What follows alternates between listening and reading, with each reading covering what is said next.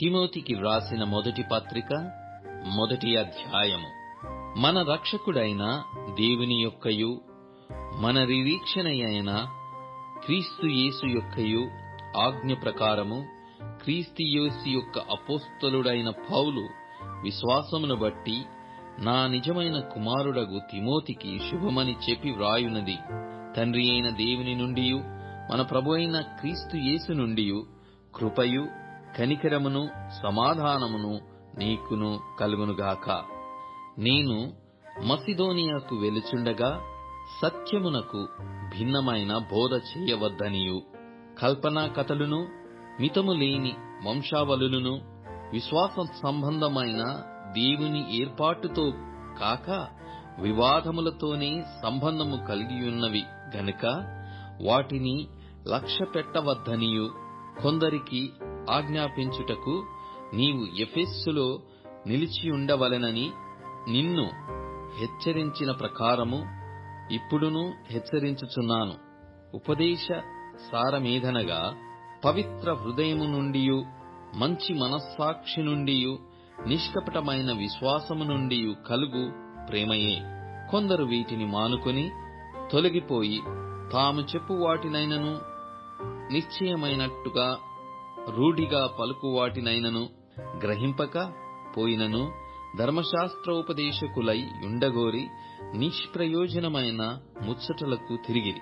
ఆయనను శ్రీమంతుడగు దేవుడు నాకు అప్పగించిన ఆయన మహిమగల సువార్త ప్రకారము ధర్మశాస్త్రము ధర్మ విరోధులకును అవిధేయులకును భక్తిహీనులకును పాపిష్టులకును అపవిత్రులకును మతదూషకులకును పితృహంతకులకును మాతృహంతకులకును నరహంతకులకును వ్యభిచారకులకును పురుష సంయోగులకును మనుష్య చోరులకును అబద్ధికులకును ఆ ప్రమాణికులకును హితబోధకు విరోధి అయిన వాడు మరి ఎవడైనను ఉండిన ఎడల అట్టివానికిని నియమింపబడెను గాని నీతిమంతునికి నియమింపబడలేదని ఎవడైనను ఎరిగి ధర్మశాస్త్రానుకూలముగా దానిని ఉపయోగించిన ఎడల ధర్మశాస్త్రము మేలైనదని మనమెరుగుదుము.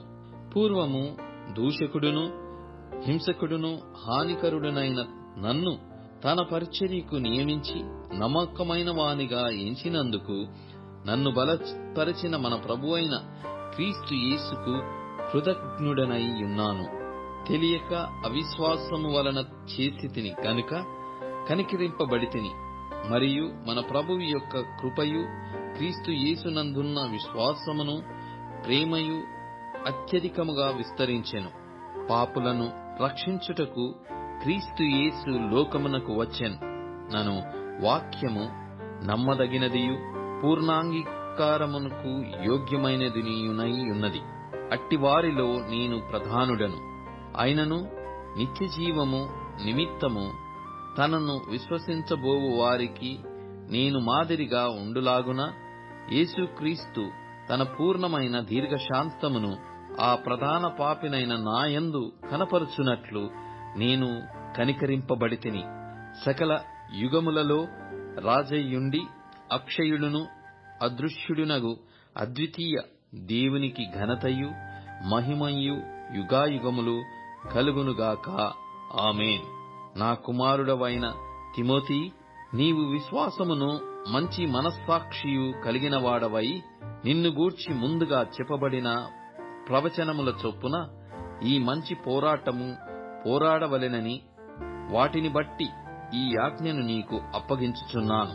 అట్టి మనస్సాక్షిని కొందరు త్రోసివేసి విశ్వాస విషయమై ఓడబద్దలైపోయిన వారి వలె చెడియున్నారు. వారిలో హుమెనయును అలెగ్జాందరును ఉన్నారు. వీరు దూషింపకుండా శిక్షింపబడుటకై వీరిని సాతానునకు అప్పగించితిని.